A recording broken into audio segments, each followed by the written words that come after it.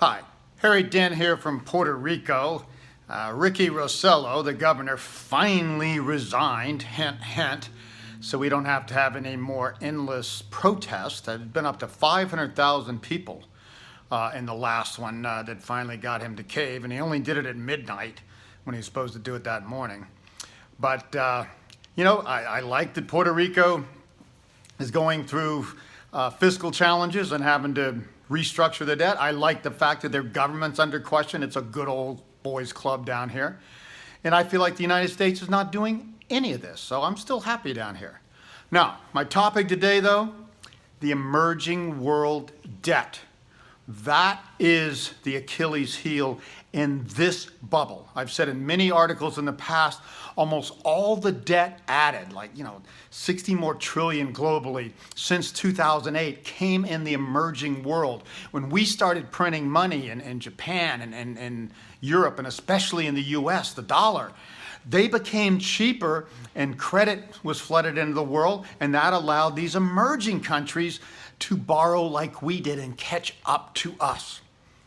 These countries are always more fragile. They're less stable politically. They have less of a middle class to buoy them, more income inequality, more corruption, all this sort of stuff. And that's where we're seeing problems. Obviously, we've seen it in Turkey, Venezuela, many other countries around the world. But of course, just in the last week, a number of articles about China. And you know what I think of China? China is the greatest bubble in history. It's an emerging country now that is in debt, has debt levels of a lot of the developed countries that have unprecedented debt levels. And that's just really not cool because they are still an emerging country. And China has done it top down, just built stuff for nobody endlessly. So what we're seeing now is where it's starting to crack in China. The government's always playing whack-a-mole there and stimulating and trying to get people to buy stocks. Oh, they speculate that. Okay, back to real estate, and let's push this.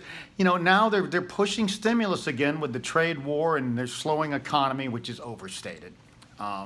Anyway, and they're trying to create a little bit of a bubble or keep the bubble going in real estate, but not push it too hard, which they're not going to be able to do for much longer. Here's where the cracks are.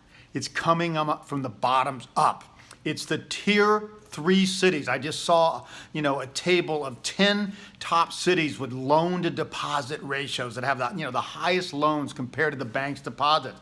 They were all tier 3 cities. These are the cities that have been growing the fastest. Of course, the tier 1 and tier 2 fill up and get crowded and the most expensive. So naturally, migration and building goes to the tier 3 cities. But they're also still the least in demand. With migration slowing and even dramatically, the only places that are still holding up are the tier 1 and to lesser degree the tier 2.